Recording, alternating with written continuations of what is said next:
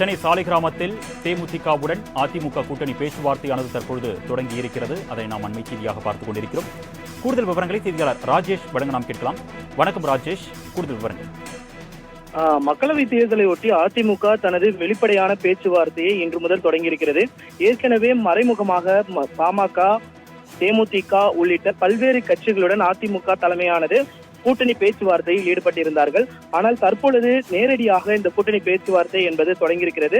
அதுவும் சென்னை சாலிகிராமத்தில் இருக்கக்கூடிய தேமுதிக பொதுச் செயலாளர் பிரேமலதாவுடனான அதிமுக முன்னாள் அமைச்சர்கள் வேலுமணி, தங்கமணி, அன்பழகன், பெஞ்சமின் உள்ளிட்டோர் சந்தித்து இந்த கூட்டணி பேச்சுவார்த்தையை இறுதி செய்வதற்கான ஏற்பாடுகளில் ஈடுபட்டிருக்கிறார்கள். இந்த பேச்சுவார்த்தை இன்று நிறைவு பெறும் என எதிர்பார்க்கப்படுகிறது. ஏற்கனவே தேமுதிக அதிமுக கூட்டணியில் கடந்த 2019 தேர்தலில் போட்டியிட்டார்கள். அதே நேரத்தில் தற்பொழுதும் அந்த கூட்டணியை அவர்கள் உருவாக்குவதற்கான முயற்சியை அதிமுக மேற்கொண்டிருக்கிறது. அதன் ஒரு பகுதியாகத்தான் தற்பொழுது தேமுதிகவுடன் இந்த பேச்சுவார்த்தை என்பது தற்பொழுது நடைபெற்று வருகிறது.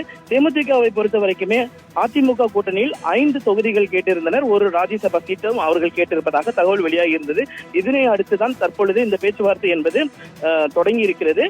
இந்த பேச்சுவார்த்தையில் அவர்களுக்கு அதிமுகவிடமிருந்து 3 தொகுதி ஒதுக்கப்படலாம் என தெரிகிறது. அதே நேரத்தில் மாநிலங்களவை உறுப்பினர் பதவிக்கான அந்த பேச்சுவார்த்தை மட்டும் பின்பு பார்த்துக் கொள்ளலாம் என்றும் அதிமுக தரப்பில் சொல்லப்பட்டிருப்பதாக தகவல் வெளியாக இருக்கிறது. மதுரை தொகுதியை தேமுதிக கேட்டிருப்பதாகவும் அந்த மதுரை தொகுதியை ஒதுக்குவது என்பதில் சிக்கல் ஏற்பட்டிருப்பதாகவும் தெரிய வருகிறது. இந்த பேச்சுவார்த்தை இறுதியில் மதுரை தொகுதி அவர்களுக்கு ஒதுக்கப்படுமா அல்லது கள்ளக்குறிச்சி, விருதுநகர் உள்ளிட்ட தொகுதிகள் ஒதுக்கப்படுமா என்பது விரைவில் தெரிய வரும் என எதிர்பார்க்கப்படுகிறது. ராஜேஷ், தேமுதிக ஒருவேளை அதிமுகவுடன் கூட்டணி சேரும் பட்சத்தில் தேமுதிக போட்டியிடக்கூடிய தொகுதிகளில் எந்த சின்னத்துல போட்டியிடுவாங்க? அது குறித்தான முடிவுகள் ஏதேனும் எட்டப்படுறதுக்கு வாய்ப்பு இருக்கா?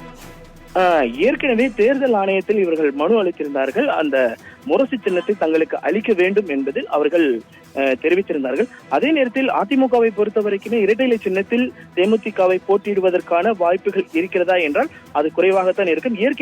ஏனென்றால் தேமுதிகவை பொறுத்த வரைக்குமே அவர்களுக்கு மாநில கட்சிக்கான அங்கீகாரம் என்பது தேவைப்படுகிறது.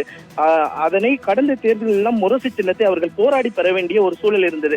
தற்பொழுது இந்த தேர்தலின் மூலம் ஒரு குறிப்பிட்ட வாக்கு சதவீதத்தை அவர்கள் எட்டினால் மட்டுமே முரசு சின்னம் என்பது அவர்களுக்கு நிரந்தரமாக ஒதுக்கப்படும். இல்லை என்றால் ஒவ்வொரு தேர்தலுக்குமே அவர்கள் தற்பொழுது இப்போ திமுக கூட்டணியில அதிமுகவை எடுத்துக் கொண்டிருக்கிறார்கள். அவர்கள் உயர்நீதிமன்றத்தை நாடி இருக்கிறார்கள். அதே நேரத்தில் நாம் தமிழர் கட்சியை எடுத்துக் கொண்டிருக்கிறார்கள். அவர்கள் சின்னம் வேண்டி டெல்லி உயர்நீதிமன்றத்தை நாடி இருக்கிறார்கள். அதே போல தேமுதிகவும் நாடக்கூடிய அந்த வாய்ப்புகள் இருக்கிறது. அதனால் முரசு சின்னத்தில் போட்டியிடுவதற்கான வாய்ப்புகள் தான் அதிகம். அதை ஒதுக்கும்படி தேர்தல் ஆணையத்தில் மனு அளிக்கவும் அவர்கள் இருக்கிறார்கள்.